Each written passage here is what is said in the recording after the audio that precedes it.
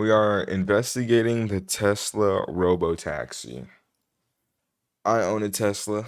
Um, didn't do it because of Elon. I got it before I knew he was crazy. Model 3, cheap and basic. I love it. They give you like full autopilot. I've been given full autopilot like a couple of times, just randomly, like for like a test. I mean, see if I die or something. But I used it and it's fire. I mean, will I be copying a robo taxi? Um, Not quite sure about that one, buddy. I like my car. I like to be able to drive my car whenever I want. I don't think this is gonna make us money like Elon said, but let's see what Driving. Marquess Brownlee has to say about it. Truly autonomous Marquess. driving is one of the hardest technological problems to solve on planet Earth today. For so many reasons. There's millions and millions of variables, no two roads are exactly alike, and the number of possible scenarios to navigate is almost infinite, and if you mess up, it could be seriously dangerous or It could literally kill you, or it could just literally kill you. There's been times where I drive with autopilot and I'm like, whoa! It'll like jerk me around. That's just part of the cost gig, someone bro. their life. Keep your eyes on the So road. the stakes are high, the difficulty is high, and yet there are some companies that are trying to solve it. Now, up until this Super point, I've dangerous. never ridden in a Waymo or a Tesla robotaxi, just read about them. They're not available on the East Coast here, so I've mostly just seen a bunch of videos on social media and a bunch of headlines. Waymo has been operating since 2015. I've never done this. Actually, would you, okay, if you had the opportunity or if you live in a place where they have them, have you been, right in the comments, have you ever been in one, a robo taxi, like a Waymo or whatever?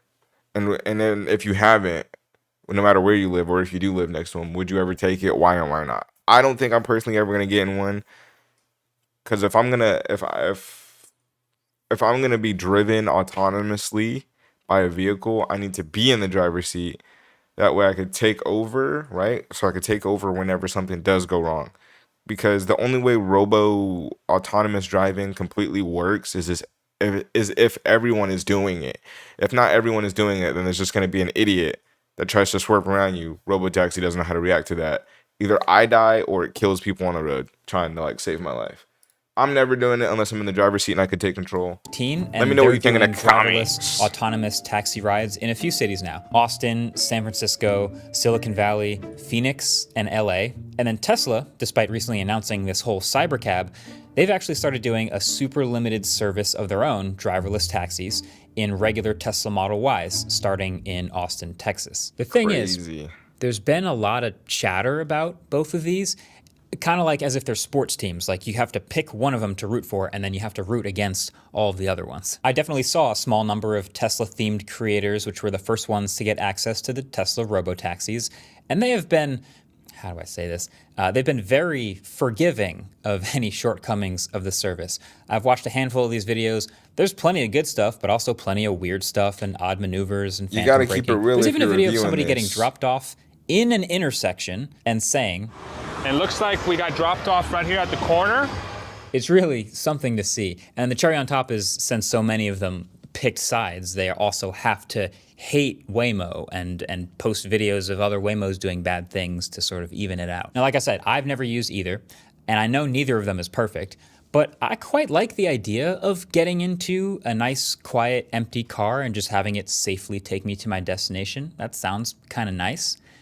Yeah, that'd be cool if it worked, but that's just not how it works. I was just curious how good these services actually are today. So I got on a flight and I flew down to that geo-fenced area of downtown Austin where there are both Waymos and robotaxis Oh, to find Lord. out. For the Tesla robotaxi, they have a super limited app that Hey, yo, what's up with the shape of this?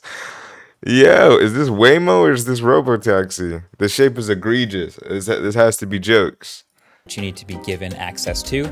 I got access, so now to try to learn as much as possible, I That's took a bunch of crazy. rides with both of these all day and took plenty of notes along the way. All right, Austin, Texas. It is Hey. hot out here, but it's only gonna get hotter, so we might as well just jump right into it. It's time for my first robotaxi ride. I've got the app on my phone, and I'm in the geofence That location. shape is so insane. I don't know how we're not talking let's about do that. it. And so I guess let's just book a ride. Robo taxi. Ride is on the way. There it is. It's a dark gray Model Y, like we expected. Put a blinker on. This is crazy that this is the future. Okay. Yeah. This is great. Everything's normal. Is there a guy in the passenger? Or am I Okay. tripping? Hello.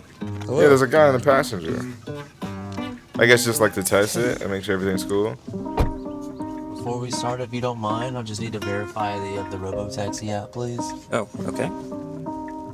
Start ride. So we arrive in 9 minutes. This is our okay. route. So it's kind of nice. Obviously, it's creepy with the dude in the passenger, but right, that wouldn't be like the normal thing, like when it's real. That is kind of weird. That I don't That like we that. get this little screen at the I don't bottom. like bro on the We do have a passenger, it's pullover giving weird button. vibes. I don't think we'll need that. It's actually interesting because the car map has us going straight up to that intersection, but also it has its blinker on right now as if it's going to turn left, so it's decided to go left. That seems fine. The map readjusts. It looks like it's one of those edge cases. Construction, Let's see what it boy. does. It puts the blinker on, goes around. That was good. The visuals on the screen are pretty encouraging. I guess it's just because there's a chair in front of me, which is usually all I see during a ride anyway. So there might as well be a person in the chair, even though there is no person in the chair.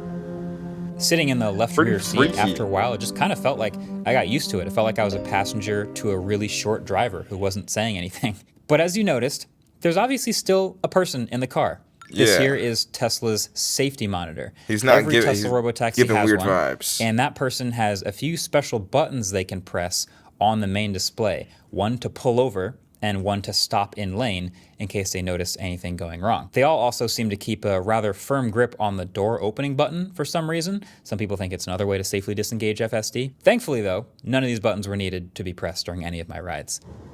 It's pretty normal so far, right? Please exit safely. All right, Thanks, you guys. thank you. Thanks. Have a great day.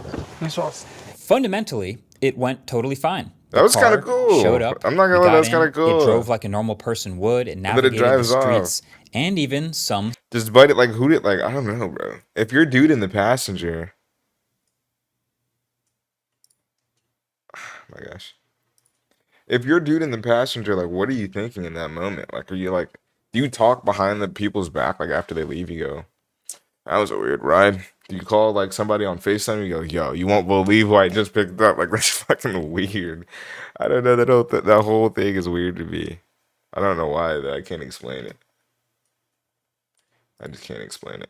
Slightly odd scenarios very confidently. I did a few more rides around Austin, just to various places, and in general, it was confident, it was impressive, and the pickups and drop-offs were mostly seamless as they would be with a human driver, except for one where it drove about 50 yards past me for some reason instead of stopping next to me to pick me up. A human probably wouldn't have done that. It does kind of take away a little bit of the magic of it if there's still someone in the car. Like, we know it's not going to be that way forever, but there is just a person in Exactly, the that's front what I was seat. saying. It felt like a normal passenger ride, which I think is the bar. That's the success. But now it's time Pretty to try decent. Waymo. All right, I've never ridden in a Oh. Waymo before. In Austin, it's What a coincidence that you're right, like side by another one. It's so creepy. Ridden Like in the, a the way- fact that this is the future is just a fucking car with 1,000 cameras all over it and a fucking geo whatever spinning on the top. It's just so Waymo weird. before. In Austin, Life is it's so built weird. into the Uber app, so I'm going to try to call a Waymo by calling a Comfort Electric. Let's try it. And you actually don't know if you're going to get a Waymo or not until you get matched with one. There is a button you enable in your account once you land in Austin to allow you to get matched with Waymos, but it turns out it's still kind of by chance. So from my experience, it's about 80% regular drivers, and then once or twice out of 10, you'll get a Waymo. Okay, it's not going to walk up to me. That's fine. Unlock the car. Okay, this is the real deal. Nobody in the passenger. It's just you in an empty vehicle. Oh my god, I greeted hate this. I hate this so much. Start the ride. Heading to Austin Public Library. Please make sure your seatbelt is fastened. It's so Happy scary, Friday. bro. Okay, so same idea, but nobody in the car. So this front screen is just Oh, showing it's our a arrival Jaguar? time, which makes sense. I didn't know they were the ones doing the Waymos. Yo, I could never do this. But I then could just this never, my bottom body screen wouldn't allow it. I It's just closer could to you, never and you can do look at the that. actual visuals. And I can also play music or pull over. Or if I swipe over here, it looks like I can look at the route, change the temperature, all that other fun stuff. Oh, Whoa, hard turn, We're hard cooking. turn. this was Confidence. confidently navigating the same way. We just had a stop sign. We got a bit of a narrow road here. Holy There's a smokes. car parked, and just confidently drove around it, used its blinkers and everything. This is too freaky for me, Took bro. it I easy can't and believe pulled to it. the side so that the truck Is it gonna could go while the go truck's first. going? That was pretty good. You're here. Please make So, sure it's similar clear before exiting, overall and don't forget driving any items style to and bring. confidence in the Waymo. The Waymo felt maybe 25% less aggressive or assertive and more cautious in general, but the Tesla was very similar capability-wise. And my rides weren't entirely perfect either. On one ride, when it got to my destination, which was right on the other side of the street, it blew right past it to try to do this huge 8-minute route to turn around. Another thing I don't think a human driver would have done, but I did end up using the pullover button to end the ride early to avoid wasting those extra minutes and miles. Fascinating. So, okay, doing those Tell us how it is, experiences back to back Marquez. was, I think, this was fascinating. It was eye-opening, very interesting. And, you know, say what you want about self-driving cars as a whole, because some people love them, some people hate them. But as a tech product, I hate those clankers. it is fascinating seeing these two different approaches to solving the same problem. So let's start with Waymo. Basically every Waymo so far has been a Jaguar I-Pace, an electric Jaguar. SUV that hardly anyone actually buys, but they're decent, you know, solid room in the second row, all-wheel drive, 246 miles of range on a full charge. But of course, you can see they're all heavily modified with these sensors all over it, on top of the vehicle, on the front, on the back. Many of them LiDAR to help the onboard computers sort of build a picture of the world That's around them crazy. while it's Where are driving these- in why are real these kids time. I've seen a biking couple around this estimates Waymo? for how much That it was might crazy. That cost could have been to so build bad. a Waymo. As far as I can tell, there's no official number that they're giving anyone, but you know, clearly it's significantly more expensive than just your standard Jaguar I-Pace. And it also almost completely covers the sunroof. So you might not even know an I-Pace has a sunroof if you've been riding in Waymos this whole time because of all that hardware above you. Now, as a passenger, am I fine with a bunch of extra hardware and maybe more of an eyesore to potentially be more safe? Yeah, of course. But you'll see where I'm going with this when I talk about the Tesla Robotaxi in a bit. One thing that struck me though is it does feel as a customer like the Waymo actually is a bit further along in like the overall experience of a ride. And what I mean by that Right. is it just feels like it's a little bit more well thought out in some aspects because they've clearly had more stuff happen. So from the placement of the unlock button and the open trunk button in the app, so the car stays locked for anyone else and nobody can get in the car if they didn't call Right, it. that makes you know, the sense, 'cause stickers on the somebody could steering just wheel jump in. because you know confused people have probably tried to touch the wheel all the time. And when I got in the car, there's this voice that greets me by name and explains what's going on and how it's an autonomous ride and I'm not being recorded. The cameras around the car are just for driving, et cetera, et cetera. And the UI on the screens is nicely laid out. Little stuff. And then obviously there's no one in the car, which is huge, especially if the whole point of someone opting into a service like this is to not have to deal with people. The Tesla Right, but yeah, I was gonna say Tesla just started doing this. Like, yeah, they've been doing the auto drive feature on their cars regularly, but I think that's more for like just like personal. Like, yo, if you own a Tesla, this is what you get to do besides other people obviously can't do it. You get to put it in autopilot, drive me anywhere. It's your personal car.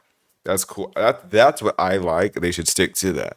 The whole robo-taxi thing, way of the future, public transportation. It's a harder thing to get into. They just started. They So got a lot more robotaxi, problems on to the other hand, fix well, it's just a Tesla Model Y with some decals on it.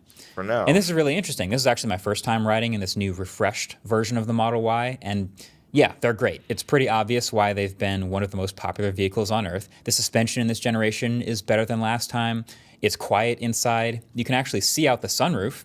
And they've got over 300 miles of range on a charge for pretty cheap, which to me feels just more modern and obviously less of an eyesore and clearly cheaper, which is potentially more scalable without all the extra sensors on it. And Tesla software in the car is really good too. I could go in and play YouTube or Spotify on that back screen, or any number of the other media services if I wanted to. But also, Tesla was way more reliant on this safety monitor employee sitting in the passenger seat. Like when I got in the Right, car, for now. it's not a voice from the computer. The person actually asks to see the app to verify that I was actually the one that called the car. And clearly that would be the person to tell me not to touch the steering wheel if I was to do anything stupid. But then, yeah, as a passenger, you're just kind of sharing a ride just with another person, just just awkward as choosing for the fuck. person to not be holding It the is steering just wheel for the awkward sake of as helping fuck. the beta test this service. Which Just feels you a little and more some silly. guy Funny enough, just in the Tesla, car. like the other day, as of when I'm recording this, started testing in like a new San Francisco geofenced area, but they're not legally allowed to test without someone in the driver's seat. So they're just running Tesla Model Ys around with someone in the driver's seat ready to take over, but they'll enable FSD.